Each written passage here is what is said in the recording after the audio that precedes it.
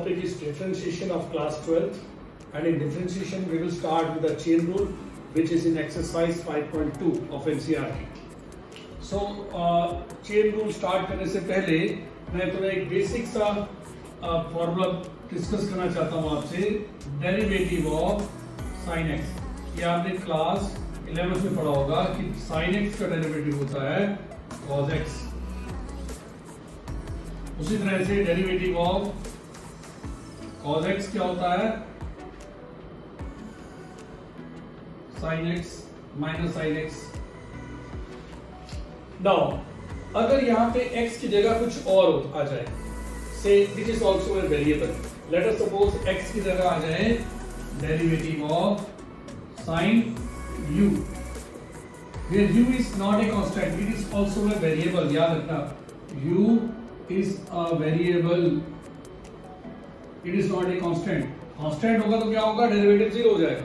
यहाँ पे क्या है, derivative of sine u where u is a variable, तो यहाँ पे साइन का डेरिवेटिव क्या होता है, cos तो हो जाएगा cos ऑफ u, बट क्योंकि यहाँ पर हम विद रिस्पेक्ट टू x कर रहे हैं और यहाँ पर हमारे पास u है, so we write into derivative of u also. तो ये एक चेन सी बन जाती है, इसलिए इसको हम कहते हैं चेन रूल। उसी तरह से अगर डेरिवेटिव ऑफ cos u आ गया, ये u is a variable, so that will be minus sine u into derivative of u, तो हो जाएगा du बाई dx। इसका एक एप्लीकेशन करते हैं, एक एग्जांपल लेके। लेट अस सपोज हमारे पास डेरिवेशन हमें निकालना है sine of x square plus 1। तो हम क्या करेंगे, यहाँ पर क्या हो जाएगा, this is not x, this is other than x, तो ये एक वेरिएबल हो गया। Let us suppose this is u, हम क्या करेंगे, we will differentiate it, we get sine का डेरिवेटिव होता है cos, ये रहेगा cos of x square plus 1 into derivative of x square plus 1, ये हो जाएगा cos of x square plus 1 into x square का डेरिवेटिव क्या होता है 2x और 1 का हो गया 0, so the last answer will be 2x cos of x square plus 1। एक और एग्जांपल देख लेते हैं, example number 2, derivative of e to power of sin of x। Now we know that e to power x का derivative क्या होता है, it remains e to power x। यहाँ पर e to power sin x का e to power sin x ही रहेगा, but we have to multiply by the derivative of sin x, which is cos x, तो ये हो जाएगा e to power sin x times cos x। So students, I will continue this in the next lecture, which will follow this. Thank you so much. Just subscribe it and press the bell icon. Bye. So students, let us continue with chain rule. Now this is lesson 2 of chain rule. Exercise 5.2, question number 1. So we need to find the derivative of these questions. Let us start with question number 1. So d by dx means derivative of sin of x square plus 5. As I told you earlier, sin theta का derivative क्या होता है, cos theta। sin of x square plus 5 का हो जाएगा cos of x square plus 5 times the derivative of x square plus 5। So this gives you cos of x square plus 5 times x square का हो गया 2x और 5 का हो गया 0। So the final answer is 2x cos of x square plus 5। तो आपको उसको कितना ध्यान रखना है कि when you start the differentiation, outer function कौन सा है, पहला फंक्शन आपको कौन सा नजर आ रहा है।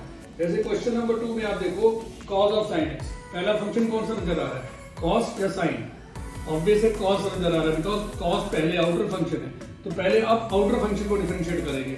ये नहीं कि आपको साइन नजर आया, आपने लिख दिया cos of cos x हो गया, ऐसे नहीं। First of all we see what is the outer function. Here the outer function, पहला फंक्शन नजर आ रहा है आपको, that is cos of x। तो cos of sin x में हम पहले cos x का फॉर्मूला लगाएंगे। cos x का डेरिवेटिव होता है माइनस sin x, तो ये हो जाएगा माइनस साइन ऑफ, अब यहाँ x की जगह sin x है तो लिख देंगे sin x times derivative of sin x. So this gives you minus of sin x times derivative of sin x, which is cos x. So you can just rewrite as minus cos of x times sin of sin x. This is question number 2. Let us go to question number 3. Now sin ax plus b. अब outer function क्या है? ax plus b और sin. The outer function is sin. So we will start with sin का derivative. Sin का derivative everybody knows it is cos of x. So हम लिख देते हैं cos of ax plus b times the derivative of ax plus b. अब इसमें क्या करेंगे? ax plus b का derivative है.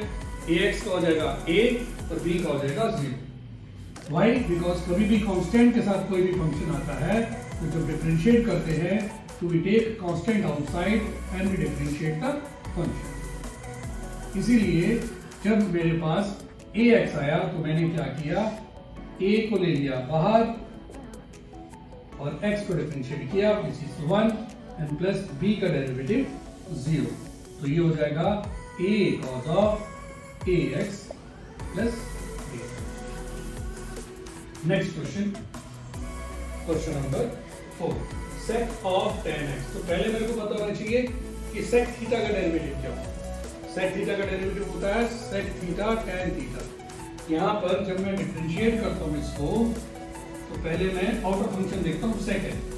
tan रूट x नहीं, only sec is the outer function. sec theta का डेरिवेटिव होता है, फिर से रिपीट कर रहा हूँ, sec थीटा tan थीटा. तो ये late us suppose this is theta, ये हो जाएगा sec of theta tan of theta into derivative of ये जो अंदर वाला थीटा है तो क्या हो जाएगा tan x का tan रूट x का डेरिवेटिव.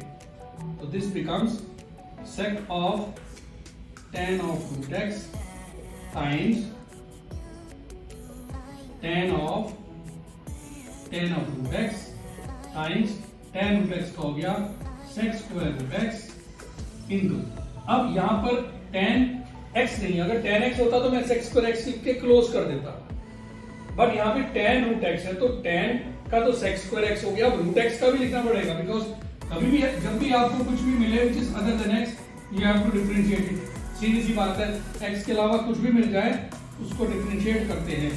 तो ये हो गया sec of tan root x into tan of tan root x into sec square root x into 1 upon 2 root x. So this is the final answer.